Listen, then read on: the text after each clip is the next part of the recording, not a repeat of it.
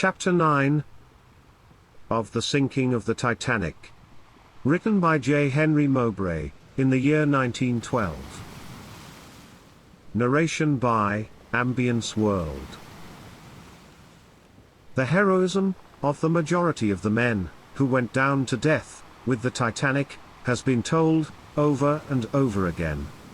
How John Jacob Astor kissed his wife and saluted death as he looked squarely into its face, the devotion of Mrs. Isidore Straus to her aged husband, and the willingness with which she went to her doom, with his loving arms pressed tenderly around her, the tales of life sacrificed, that women might be saved, brought some need of comfort to the stricken. Gia Brayton, of Los Angeles, California, says, John Jacob Astor went to one of the officers, and told them who he was, and asked to go in the lifeboat with his wife. The officer told him he could not go in the lifeboat. Astor then kissed his wife goodbye, and she was put in the lifeboat. Astor said, "I resign myself to my fate," and saluted in farewell. Colonel Astor and Major Archibald Butt died together on the bridge of the ill-fated ship, said Dr. Washington Dodge, of San Francisco, one of the survivors. I saw them standing there, side by side. I was in one of the last boats, and I could not mistake them. Earlier, during the desperate struggle to get the boats cleared, I had seen them both at work, quieting passengers, and helping the officers maintain order. A few minutes before the last, I saw Colonel Astor help his wife, who appeared ill, into a boat, and I saw him wave his hand to her and smile as the boat pulled away. Before the lifeboats left the ship, not far from the woman who would not let her husband meet death alone, Colonel Astor stood, supporting the figure of his young bride, says another survivor. A boat was being filled with women. Colonel Astor helped his wife to a place in it. The boat was not filled, and there seemed no more women near it. Quietly, the colonel turned to the second officer, who was superintending the loading. "May I go with my wife? She is ill," he asked. The officer nodded. The man of millions got into the boat. The crew were about to cast off the falls. Suddenly the colonel sprang to his feet, shouting to them to wait. He had seen a woman running toward the boat.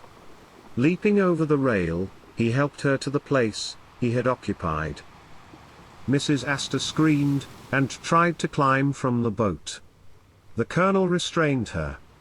He bent and tenderly patted her shoulder. "The ladies first, dear heart," he was heard to say. Then quietly he saluted the second officer, and turned to help in lowering more boats. Miss Margaret Hayes gave another version of the manner in which Colonel Astor met his death. "Colonel Astor, with his wife, came out on deck, as I was being assisted into a lifeboat," said Miss Hayes, "and both got into another boat. Colonel Astor had his arms about his wife, and assisted her into the boat. At the time, there were no women waiting to get into the boats, and the ship's officer at that point invited Colonel Astor to get into the boat with his wife. The colonel, after looking around, and seeing no women, got into the boat, and his wife threw her arms about him. The boat in which Colonel Astor and his wife were sitting was about to be lowered, when a woman came running out of the companionway.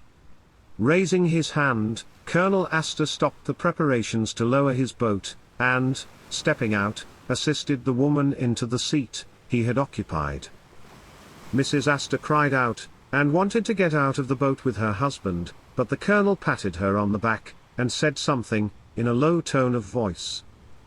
A nephew of Senator Clark, of Butte, Montana, said Astor stood by the after rail, looking after the lifeboats, until the Titanic went down. Brayton says, Captain Smith stood on the bridge, until he was washed off by a wave. He swam back, stood on the bridge again, and was there when the Titanic went to the bottom. Brayton says that Henry B. Harris, the theatrical manager, tried to get on a lifeboat with his wife, but the second officer held him back with a gun. A third-class passenger who tried to climb in the boats was shot and killed by a steward. This was the only shooting on board I know of. Another account of Captain Smith's death is as follows. Captain Smith died a hero's death. He went to the bottom of the ocean, without effort to save himself. His last acts were to place a 5-year-old child on the last lifeboat in reach, then cast his lifebelt to the ice-ridden waters, and re-sign to the fate that tradition down the ages observed as a strict law. It was left to a fireman of the Titanic to tell the tale of the death of Captain Smith, and the last message he left behind him. This man had gone down with the vessel, and was clinging to a piece of wreckage. About half an hour before, he finally joined several members of the Titanic's company on the bottom of a boat, which was floating among other wreckage. Harry Sr., the fireman, with his 8 or 9 companions in distress, had just managed to get a firm hold on the upturned boat when they saw the Titanic rearing preparatory to her final plunge. At that moment, according to the fireman's tale, Captain Smith jumped into the sea from the promenade deck of the Titanic, with an infant clutched tenderly in his arms. It only took a few strokes to bring him to the upturned lifeboat, where a dozen hands were stretched out to take the little child from his arms and drag him to safety. Captain Smith was dragged on the upturned boat, said the fireman. He had on a lifebuoy and a life preserver. He clung there a moment, and then he slid off again. For a second time, he was dragged from the icy water. Then he took off his life preserver, tossed the lifebuoy on the inky waters and slipped into the water again, with the words, "I will follow the ship." At that time, there was only a circle of troubled water, and some wreckage to show the spot where the biggest of all ocean steamers had sunk out of sight. "No," said the stoker, as he waved a sandwich above his head, holding a glass of beer in the other hand, "Captain Smith never shot himself. I saw what he did. He went down with that ship. I'll stake my life on that." Oddly enough, a Swedish stoker and survivor, named Oskar Engström, at another hotel, in the same vicinity, gave to one of the most prominent Swedish newspaper men in New York City practically the same tale that Senior told. Wilson Potter, whose mother, Mrs. Thomas Potter, Jr., of Mount Airy, Pasadena, was one of the survivors, told how she had urged Colonel Astor and his wife to leave the Titanic before the vessel went down. "My mother was one of the first to leave the Titanic," he said. As the lifeboats were filling up, she called to Colonel and Mrs. Astor to come aboard. Mrs. Astor waved her off, exclaiming, "We are safer here than in that little boat." Hundreds of other passengers thought the same way. So much so, that the first lifeboat, which my mother boarded, was large enough to hold 40 persons, besides the crew. Still only 10 came along. All were of the opinion that the Titanic would remain afloat until aid came from another steamer. Mr. Potter also related another version of how J.B. Thayer, Jr., and his mother were rescued. As the crash came, Mrs. Thayer fainted. Young Mr. Thayer carried her to one of the lifeboats. As she was lifted in, father and son lost their hold and fell between the sinking steamer and the lifeboat. After struggling in the water for several minutes, young Mr. Thayer was picked up by a raft. 2 hours later, the raft was found by the Carpathia. A third remarkable escape, as related by Mr. Potter, was that of Richard Norris Williams. "Mr. Williams remained on the stern of the Titanic," said Mr. Potter. He says, "The stern of the boat went down, then came up. As it started to go down a second time, Mr. Williams says, he dived off, and swam to a raft, which was picked up 2 hours later, by the Carpathia. When utterly exhausted from her experience, Mrs. John Jacob Astor was declared by Nicholas Biddle, a trustee of the Astor estate, to be in no danger whatever. Peer physicians, however, have given orders that neither Mrs. Astor, nor her maid, who was saved with her, be permitted to talk about the disaster. On landing from the Carpathia, the young bride, widowed by the Titanic's sinking, told members of her family what she could recall of the circumstances of the disaster. Of how Colonel Astor met his death, she has no definite conception. She recalled, she thought, that in the confusion, as she was about to be put into one of the boats, the colonel was standing by her side. After that, as Mr. Biddle recounted her narrative, she had no very clear recollection of the happenings, until the boats were well clear of the sinking steamer. Mrs. Astor, it appears, left in one of the last boats, which got away from the ship. It was her belief that all the women who wished to go had been taken off. Her impression was that the boat she left in had room for at least 15 more persons. The men, for some reason, which, as she recalled it, she could not, and does not now understand, did not seem to be at all anxious to leave the ship. Almost everyone seemed dazed. "I hope he is alive somewhere." "Yes, I cannot think anything else," the young woman said of her husband to her father, as she left the latter, to go to the Astor home, according to some who overheard her parting remarks. The chief steerage steward of the Titanic, who came in on the Carpathia, says that he saw John Jacob Astor standing by the life ladder as the passengers were being embarked. His wife was beside him, the steward said. The colonel left her to go to the purser's office for a moment, and that was the last he saw of him. Mrs. May Futrell, whose husband, Jacques Futrell, the writer, went down with the ship, was met here by her daughter, Miss Virginia Futrell, who was brought to New York from the convent of Notre Dame in Baltimore. Miss Futrell had been told that her father had been picked up by another steamer. Mrs. Charles Copeland, of Boston, a sister of the writer, who also met Mrs. Futrell, was under the same impression. "I am so happy that father is safe, too," declared Miss Futrell, as her mother collapsed her in her arms. It was some time before Mrs. Futrell could compose herself. "Where is Jack?" Miss Copeland asked.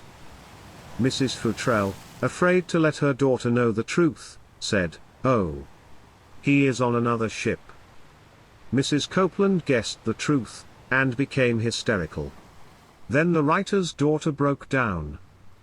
"Jack died like a hero," Mrs. Futrell said, when the party became composed.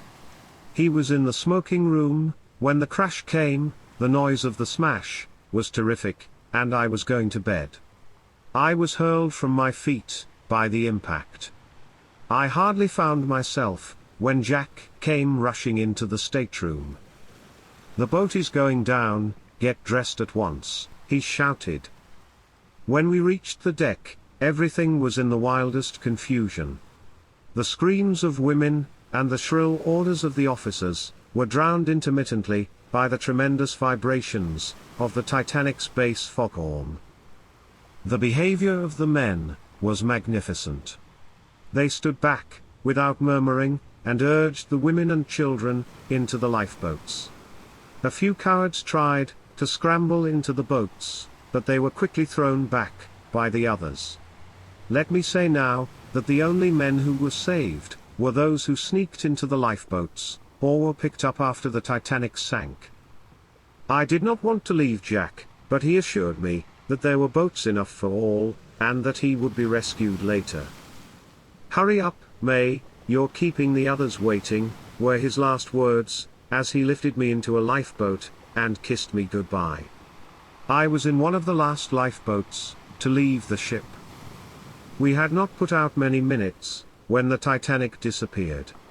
I almost thought, as I saw her sink beneath the water, that I could see Jack standing where I had left him, and waving at me."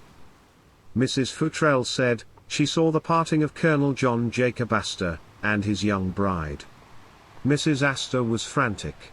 Her husband had to jump into the lifeboat 4 times, and tell her that he would be rescued later. After the 4th time, Mrs. Futrell said, he jumped back on the deck of the sinking ship, and the lifeboat bearing his bride made off. Hi. I am Rose from Ambience World.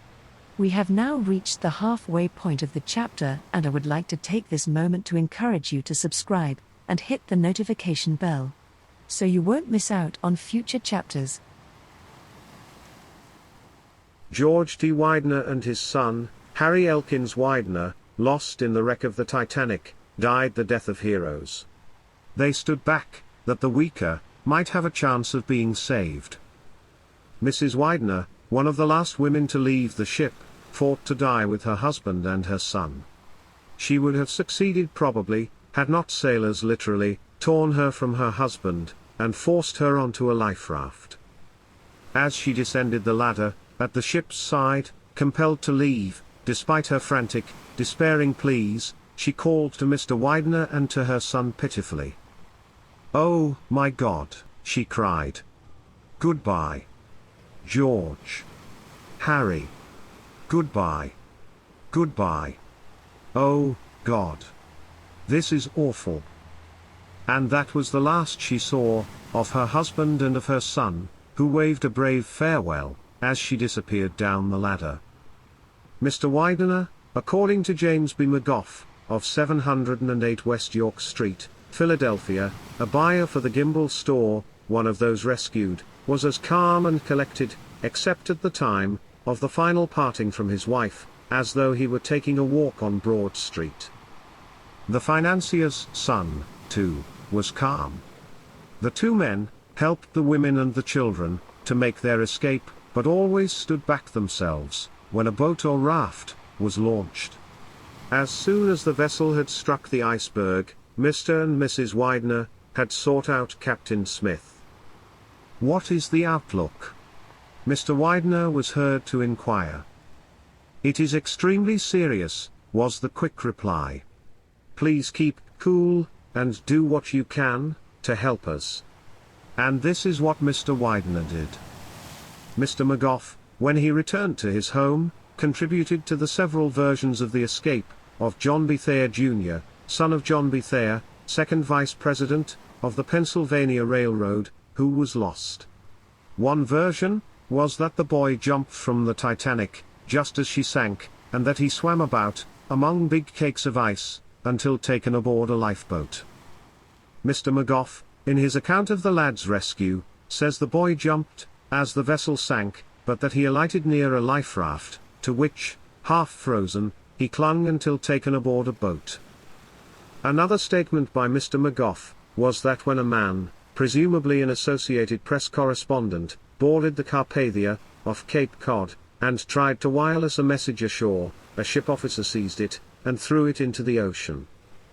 Several weeks ago, Mr. McGough was sent abroad on a purchasing trip for his firm. With him were J.D. Flynn, of New York, formerly of Philadelphia, and N.P. Calderhead, also a former Philadelphian. When the gangplank was thrown down from the Carpathia, Mr. McGough was the first passenger from the ill-starred Titanic to land. Waiting for him were his wife, Mrs. Mary McGough, and his three brothers, Philippa, Thomas and Andrew McGough, all of 252 South 7th Street, Philadelphia. His wife saw him first. Stretching out her arms, she threw herself from the police lines toward him, and in a moment he had her clasped in his embrace.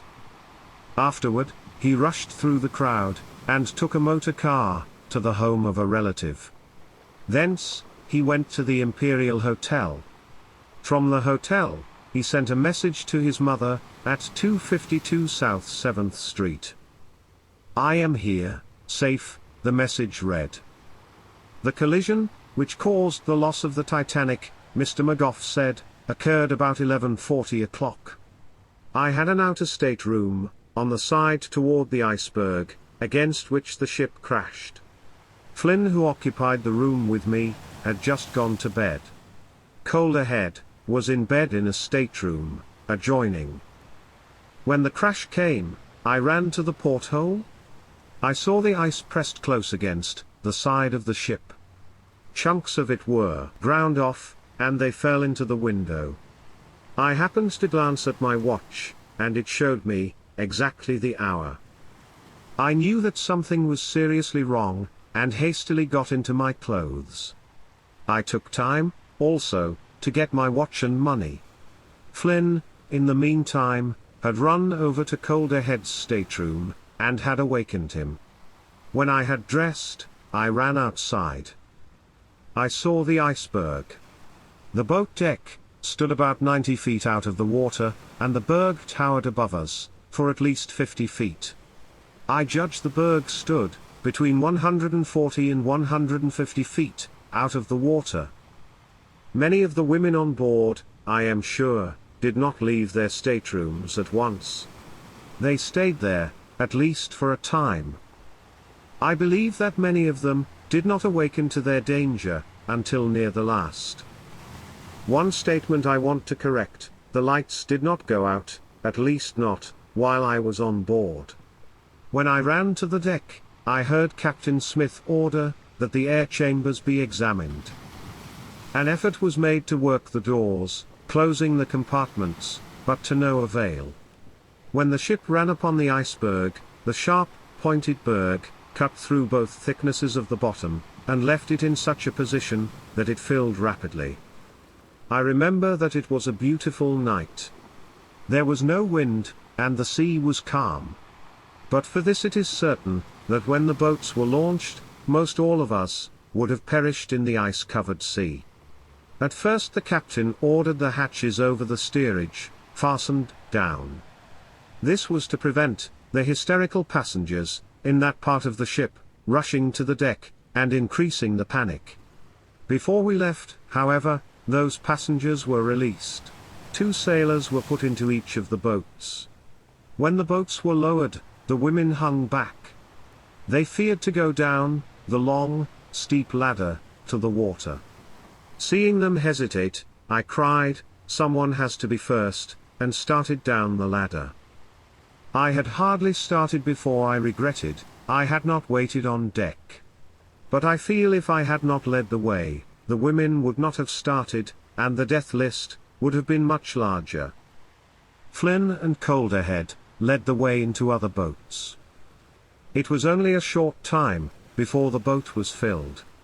We had 55 in our boat, nearly all of them women.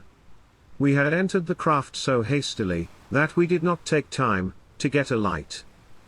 For a time we bobbed about on the ocean. Then we started to row slowly away. I shall never forget the screams that flowed over the ocean toward us from the sinking ship. At the end, there was a mad rush and scramble. It was fearfully hard on the women. Few of them were completely dressed. Some wore only their nightgowns, with some light wrapper or kimono over them. The air was pitilessly cold. There were so few men in the boat, the women had to row. This was good for some of them, as it kept their blood in circulation, but even then, it was the most severe experience for them imaginable. Some of them were half crazed with grief or terror. Several became ill from the exposure. I saw Mr. Widener just before I left, and afterward, while we were rowing away from the vessel. I had a good glimpse of him. He appeared as calm and collected as though he were taking a walk on Broad Street. When the rush for the boats began, he and his son Harry stood back. At the end, sailors had to tear Mrs. Widener from him, and she went down the ladder, calling to him pitifully. The ship went down at 2:20 o'clock, exactly. The front end went down gradually. We saw no men shot, but just before the finish, we heard several shots. I was told that Captain Smith, or one of the officers, shot himself on the bridge just before the Titanic went under. I heard also that several men had been killed as they made a final rush for the boats, trying to cut off the women and children. While we were floating around, the sailors set off some red fire, which illuminated the ocean for miles around. This was a signal of distress. Unfortunately, there was no one near enough to answer in time. John B. Thayer Jr. was saved after he had gone down with the ship. Just as the vessel took the plunge, he leapt over the side. He struck out for a life raft, and reached it. There he clung, for several hours until, half frozen, he was taken into one of the boats, which was a trifle less crowded than the others. For 6 hours, we bobbed around in the ocean. We rowed over to a boat that was provided with a light, and tied the two small craft together. Finally daylight came, and the sun rose in a clear sky. There we were, a little fleet, alone in the limitless ocean, with the ice cakes tossing about on all sides. It was after 8 o'clock in the morning, when we saw the masts of a steamship coming up over the horizon. It was the most blessed sight our eyes ever saw. It meant an end to the physical suffering, a relief to the strain under which we had been laboring. Many broke down when they saw it. The ship, of course, was the Carpathia. While it was hurrying toward us, the crew and passengers had made the most generous preparations for us. When they took us on board, they had blankets, clothing, food and warm liquids, all ready. Their physicians were ready to care for the sick. The passengers gave up their warm beds to us. During the time we were in the water, we bumped frequently into the bodies that floated about us. A great many of the men jumped into the water before the boat sank, and they were their bodies that we struck. D.H. Bishop, a rich lumberman of Dowagiac, Michigan, who with his wife was returning from a bridal trip to Egypt, is the last person known to have seen George D. Widener alive. Mr. Bishop said, "My wife and I had just retired when we heard the jar and felt a decided tilt of the ship. I got up and started to investigate, but soon became reassured and went back to bed. A few minutes later, we heard calls to put on life belts. My wife felt very alarmed and kneeled to pray. She said she knew we would be lost, though at that time there was no reason to think so, and she remarked, 'What is the use bothering with jewelry if we are going to die?' Accordingly, she left in her stateroom jewelry worth about $11,000. But, strangely enough, insisted upon me running back and getting her muff. As we came up the stairway, we met Captain Smith and Colonel John Jacob Astor, talking hurriedly. What they said, I do not know. When we got on deck, there were not more than 50 people there, and no one seemed excited, and no one appeared to want to get into the lifeboats, though urged to do so. Mrs. Bishop and I were literally lifted into the first lifeboat. At that time, I observed Mr. and Mrs. Widener, and I saw the former leave his wife, as she was getting into the lifeboat and, accompanied by his son, go toward the stairway. I did not see them again, as our lifeboat with only 28 persons in it, and only half manned, was lowered over the side, at that moment. An instant later, there was an apparent rush for the lifeboats, and as we rowed away, they came over the side with great rapidity. Before we were 100 yards away, men were jumping overboard, and when we were a mile away, the ship went down, with cries from the men and women aboard that were heartrending. There is nothing to say concerning the blame, except that I do know that icebergs were known to be in our vicinity, and that it was the subject of much talk that the Titanic was out for a record. Captain Smith was dining with J. Bruce Ismay, managing director of the White Star Line, and of course was not on the bridge. It was rumored on the Carpathia that Captain Smith tried to save himself in a lifeboat at the last minute, but of this I know nothing. If you are enjoying Ambience World's narration of the sinking of the Titanic, please consider subscribing and hitting the notification bell, so that you will not miss out on the next chapters.